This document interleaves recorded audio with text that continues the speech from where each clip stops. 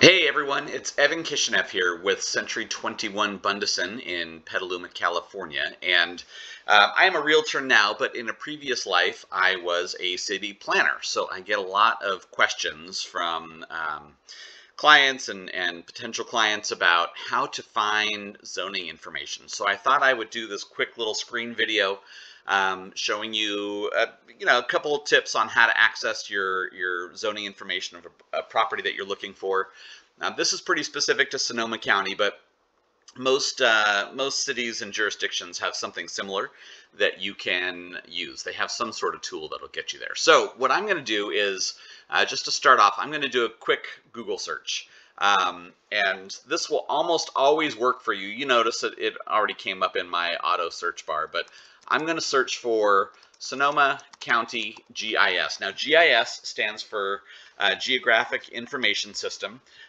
Like I said, most cities and counties, jurisdictions will have something like this. I know Petaluma and Santa Rosa cities both do, as well as Sonoma County, but I'm just going to look at Sonoma County for now. So let's Google search for that. And it's going to bring up this page that they call ActiveMap. And great thing about Sonoma County is they actually have a ton of maps on their website. So as you're looking at this page and you're scrolling down, you're going to see all these links here at the top. They have a lot of maps here. So we've got a zoning map. That's really what we're going to focus on.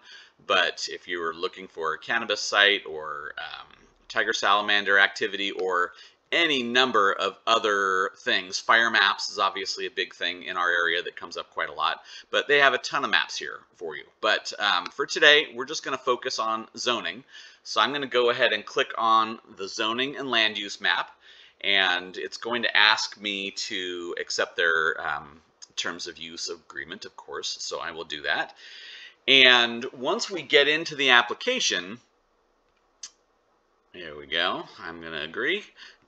Once you get into the application, there is a ton of information here. So looking over at the right-hand side of the screen where you have the map details and legend, the first thing I'm going to click on is the second button here at the top, the layer list. And this is going to show you all of the different things that Sonoma County, all the different bits of information that Sonoma County is able to provide to you. So they have flood information, they have fire information, they have zoning information, all kinds of stuff there. But like I said, we're focusing on zoning today, so I am going to do a search. We'll look up some zoning. I'll show you how to access some other information from that. But I'm just going to do a quick search here into the address bar. This is an address I know works because I have a current listing out in Glen Ellen, so I'm just going to do a search for that, and you'll notice that it comes up, it's already colored in green. So that is, looking over at my layer list, that is my base zoning color. And you can turn that on and off so that you can see what is actually active in the moment.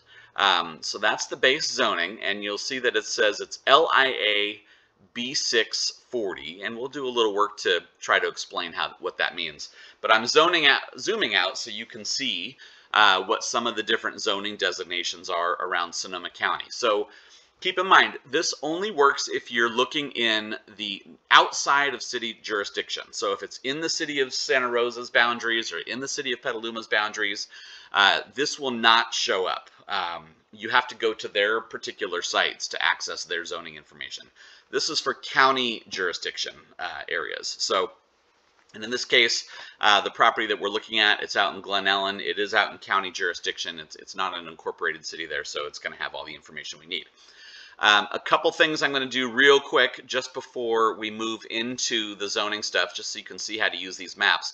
I'm going to turn this zoning off for a second, just so you can see sort of the base view here. And as I turn on some of these other things like floodplain, that is one that comes up for me all the time. People always want to know, are they in a floodplain? And you'll notice when I clicked on that F2 floodplain that the creek over to the west of the property all got populated in blue. So that's really good to know that the property that you're interested in is not located in a floodplain, and so you shouldn't need flood insurance. Another thing that people ask about a lot are the fires that have happened over the last couple of years. So down towards the bottom of my layer list, I'm going to look at Sonoma Complex Fire Perimeter. So that's the 2017 fires. And you can see that, you know, the fire perimeter did threaten this property. Obviously, it was a scary time, but this property luckily was not in any imminent fire danger. So you can turn that on and off.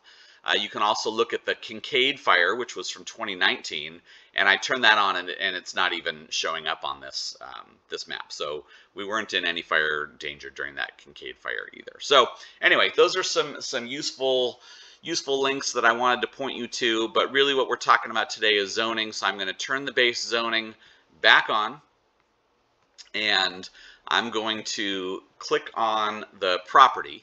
And that's going to bring up quite a bit of information, including at the top you'll see it has a link to the assessor's parcel map, which can be pretty handy for looking at boundaries and parcel dimensions.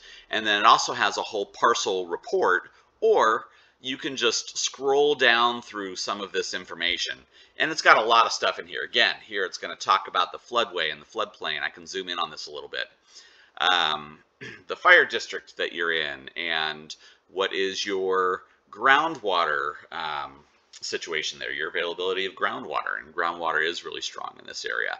And as this is all alphabetic, we can move a little bit towards the bottom. Actually, before I get all the way to the bottom, I'm going to show you something to skip over for now. So you see here where it says land use. That is not your zoning. That is useful information for planners. That's not your zoning. So that's just something that's good to know. You're going to skip over that. That is how the land is currently being used, but it's not necessarily what the most recent zoning code say should happen. Oftentimes zoning codes are only updated every 20 or 30 years, and the land use might change within those time frames. But I'm going to go all the way down to Z for zoning, and you'll notice that it is hyperlinked. So again, our zoning here is LIA B640, and it also has a link to SR. SR is a scenic resource. So those are some important things to know. And from here, you can click on either of those two links, and it's going to take you to the Sonoma County zoning code designations. And from here, and we're not going to get into all of the definitions of what all of that zoning information means, but here you can learn a lot about the different zoning designations and what types of uses are allowed on that property. And this will also have a link to that SR zoning down here. The scenic resources is a combining district. So if you want to know all of the zoning limitations or regulations for this property, this is really the page that you want to end up at. And since we're here, I will do a click here on the LIA zoning just so you can see what comes up. So LIA zoning is going to allow a whole bunch of different types of uses, residential uses, agricultural uses, that sort of thing. And once you get here, it's going to have a list of all of the uses that are permitted, meaning that you can go onto the property and just use the land in the way that is permitted, as long as you're doing it appropriately. So all of these things are permitted uses, like beekeeping and agricultural support services. Down below that is where you're going to get into the uses that it says are permitted. See, there are a whole bunch of these uses.